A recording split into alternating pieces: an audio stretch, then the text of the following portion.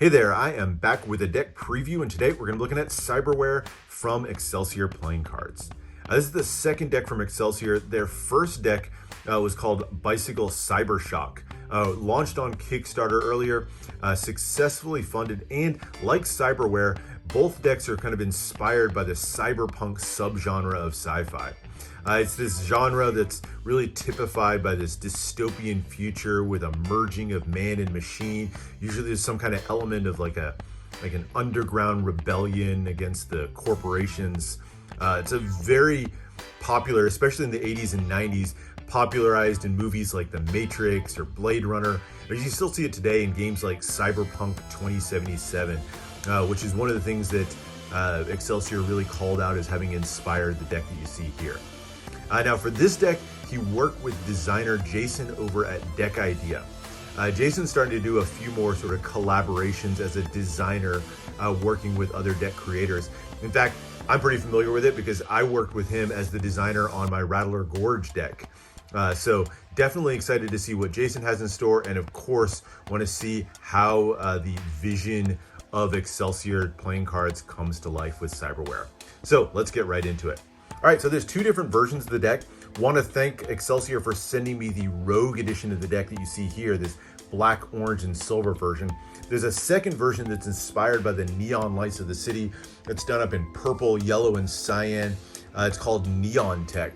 So you can get both versions on the campaign, but for this one, we're gonna check out the Rogue edition inspired by the mercenary hackers that are kind of a mainstay of any cyberpunk city. All right, starting with the tuck case, it's done on a deep matte black cardstock, and it's covered with two colors of foil. Everything you see on here is foil. There's really shiny silver foil and then a slightly more matte orange foil. Surprised the orange foil wasn't a little bit more neon. This is more kind of like a burnt orange color or something like that.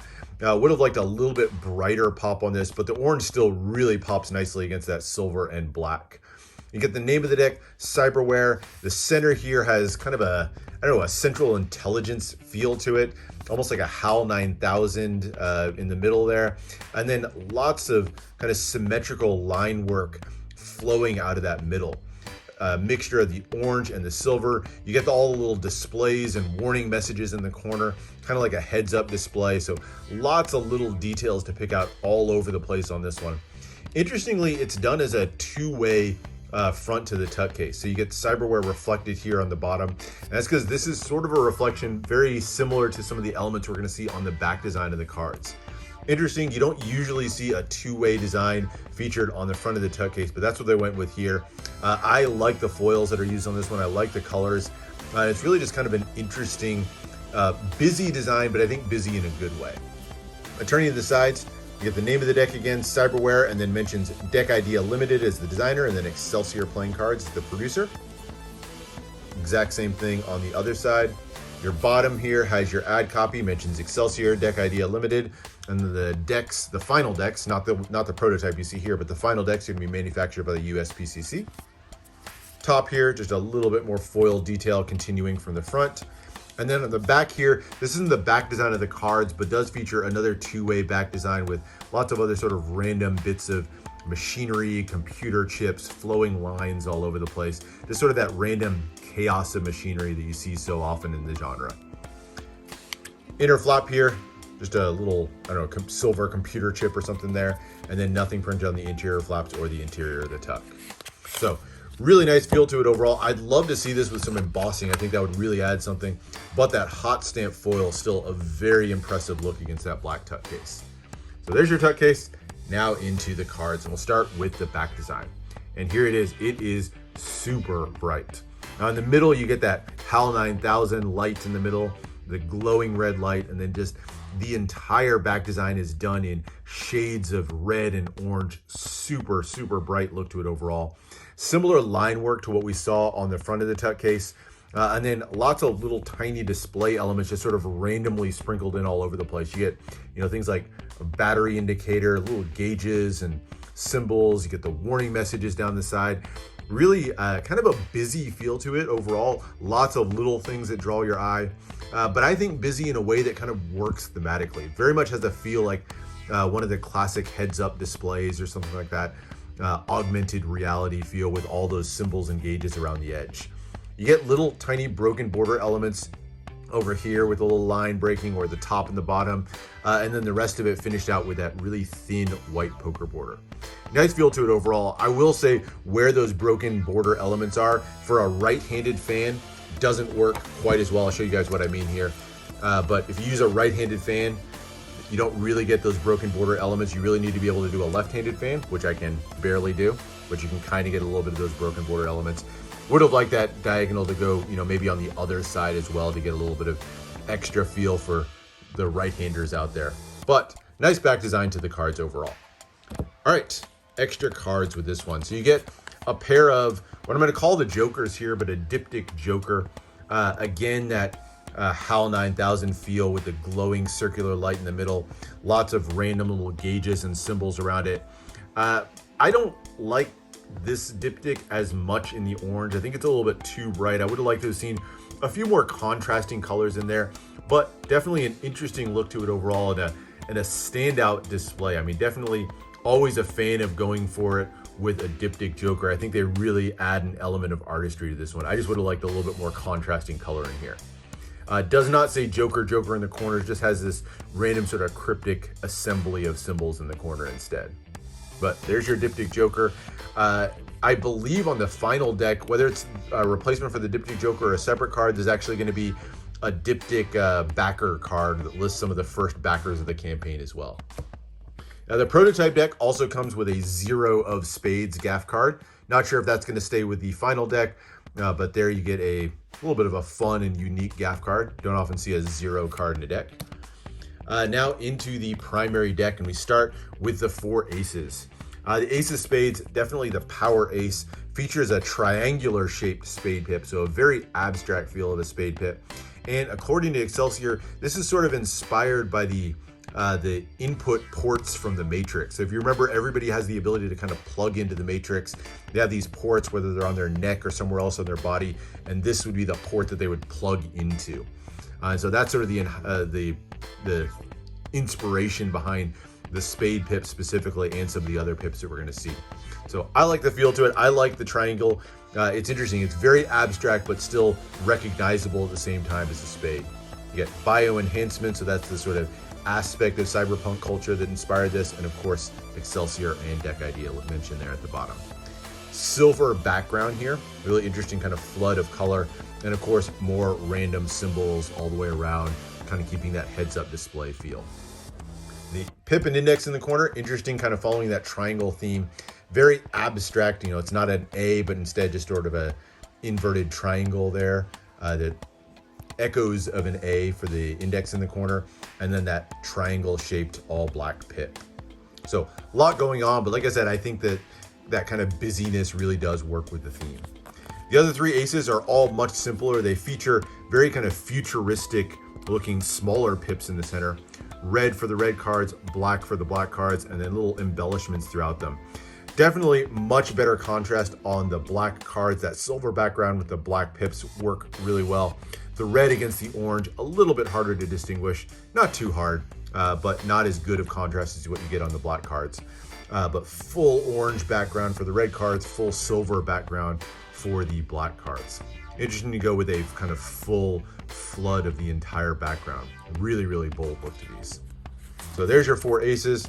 The number cards follow with what we saw on the other 3 aces. Much simpler spade pips there in the center. Very kind of abstract feel. I like the triangles.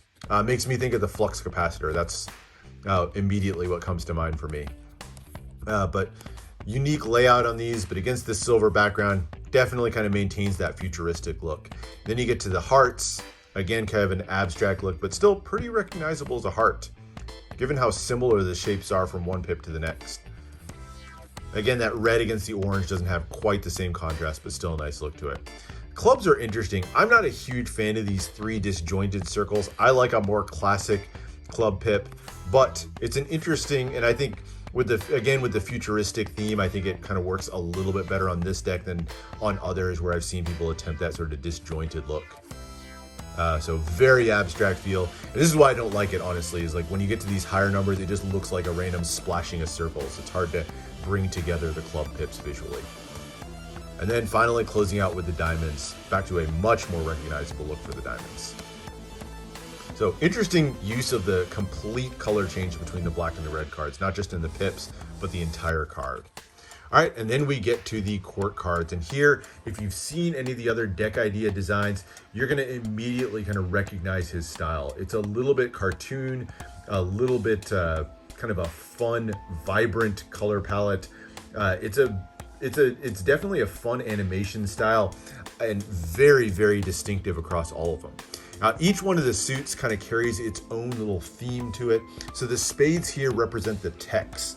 Basically, this is sort of the mid-class workers who would make a living dealing with cyberware, with the technology in some way, whether that's like repair work or providing modifications or even smuggling. So not necessarily good or evil in any way, but these were sort of the working class of any cyberpunk society. And so you can see them with kind of all the futuristic augmentations that everybody would have, the plugs and the wires running all the way through. And I really, really like on these silver cards, I like when you get those pops of orange. So the ones like this, the Queen of Spades with the hair there, definitely one of my favorite cards in the deck. But nice look to these overall, and you get everything from more humanoid characters to ones that look a lot more robotic, like the King of Spades here. But there's the text.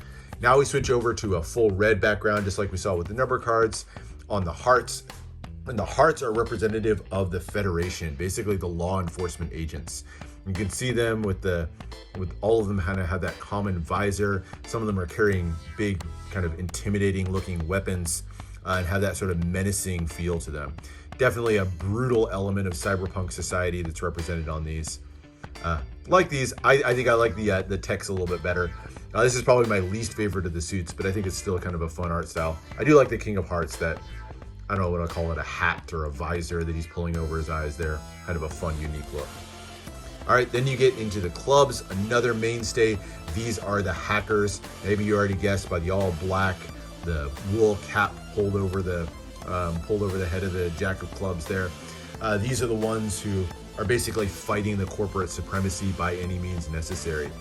And so lots of kind of futuristic computer parts all around them. You can see one holding kind of a laptop there, the plug here for the Queen of Clubs, or the myriad of displays that this King of Clubs is looking at. And then finally, you finish with what calls the sleeves. Basically, the idea behind the sleeves is cyberware, wearing cyberware all the time, basically inflicts this psychological weight to people that do that. And so when treatment isn't an option, whether it's because of the cost or just the emotional toll of it, a lot of the desperate will resort to transferring their consciousness to some sort of empty cyborg shell. And so that's what you see here. These are cyborg shells that have the consciousness of some human who's suffering from the psychological weight of the cyberware. So very cool, kind of futuristic look. On these, I wish there'd been a little bit more contrast, because I really like the artwork on these, but it's really a little bit hard to pick up against that orange background. But I do like that artwork, love the futuristic feel to these. So there's your diamond quartz. Now, I'm not going to get too much into handling or anything like that on these cards, because the prototype that you see here, printed by MPC. So this is not going to be what the final deck's printed on. The final deck's going to be printed by USPCC. There's crushed stock as a stretch goal. So definitely going to get some good quality handling with the final deck. No complaints on that. But I will say, if they can get that handling right, those thin borders really show up well with fans, etc. So excited to see this one come to life. Anyway, that's it. That is the preview of Cyberware from Excelsior playing cards and DeckIdea. Hope you enjoyed this look. Make sure to check out the link in the description if you'd like to back the campaign, either for this deck or the other Neon Tech purple deck. Both really beautiful decks. And if you're a fan of that cyberpunk theme, this one I think is really going to hit the mark for you. So go check it out. And while you're at it, make sure to subscribe for more deck reviews and unboxings. Let me know what else you want to see, and I'll see you for the next one.